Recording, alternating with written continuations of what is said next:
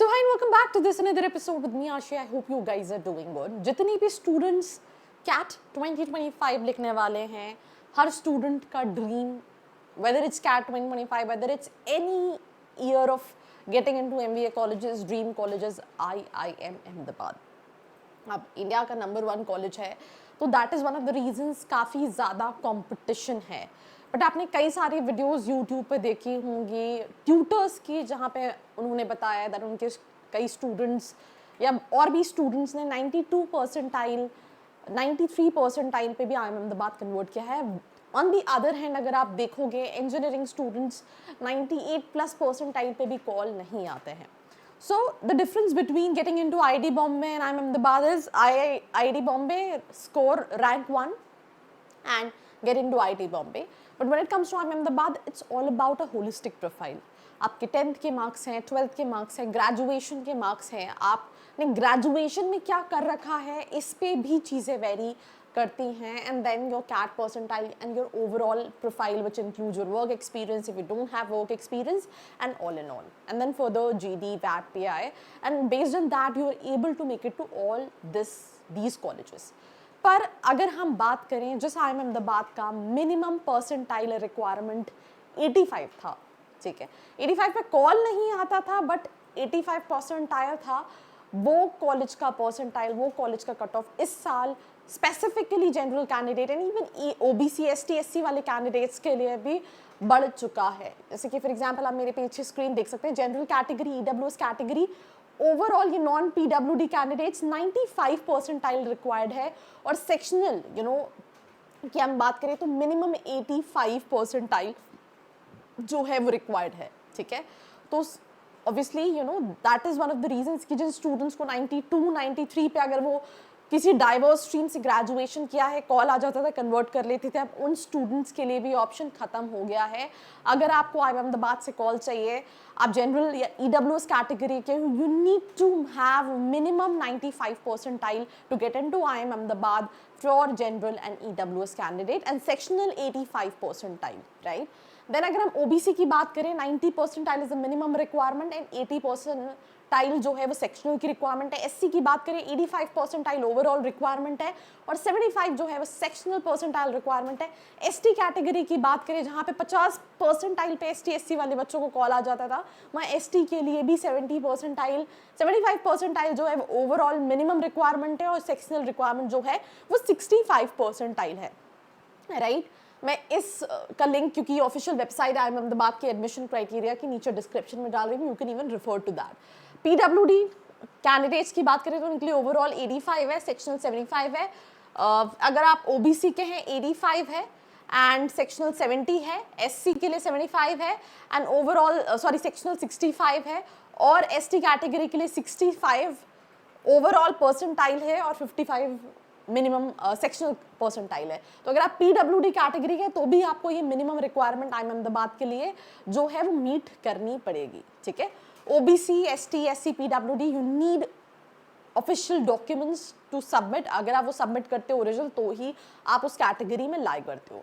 अब सिंपल सी चीज़ है, जैसे मैंने आपको इनिशियल ऑफ द वीडियो में बताया था that when it comes to all these colleges they give weightage to your 10th, your 12th, your graduation, your work experience. तो सबसे पहले हम बात करते हैं आपके 10th स्टैंडर्ड की. तो अगर आपका स्कोर 55 से के अंदर है, इक्वल है, या फिर 55 के अंदर है, आपको 1 मार्क्स मिलेगा. 55 से ज़्यादा है और 60 से कम है 2 मार्क्स मिलेगा. 60 से ज़्यादा है 70 से कम है 3 मार्क्स मिलेगा. अगर आपका 70 से ज़्यादा है और 80 से कम है 5 मिलेगा. और अगर आपका 80 से ज़्यादा है 90 से कम है 8 है, और 90 प्लस है 10th में तो 10 का जो स्कोर है ये कहीं ना कहीं मिलेगा. देन उसके बाद हम बात कर रहे हैं आपके 12th स्टैंडर्ड की. सिमिलर क्राइटेरिया है.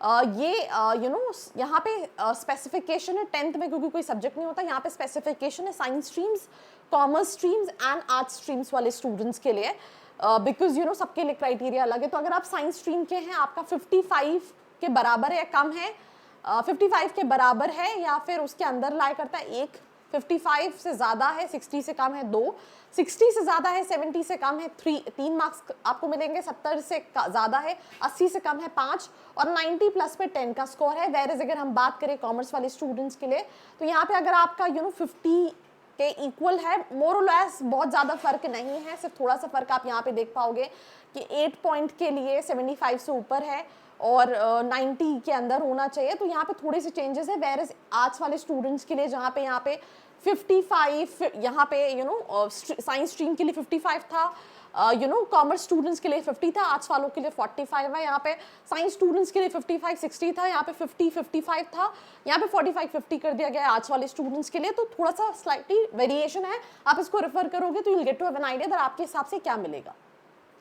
अब बैचलर्स डिग्री, अब यहाँ पे आप देख रहे हो bachelors degree AC, AC2, AC3 and AC4, 6, 5 ऐसे बहुत सारी चीज़ें मेंशन की गई हैं, जिसको नीचे डिस्क्रिप्शन में और नीचे अगर आप स्क्रॉल करोगे तो ब्रीफिंग आपको मिलेगी। AC1 refer to all these medical students, doctors हो गए, BMS, BHMS and all these.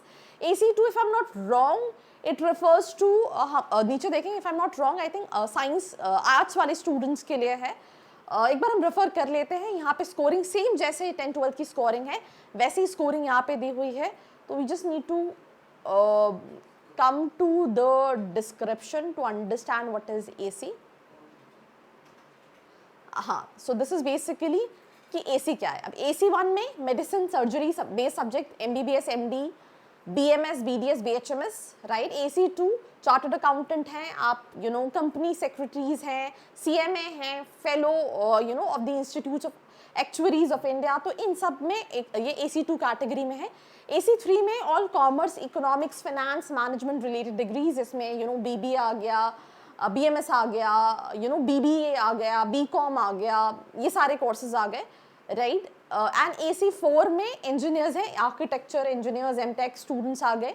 Then इसके बाद इसमें इन particular agriculture engineering, dairy technology, food technology, ये सारी चीज़ें जो हैं वो AC4 में आ गई।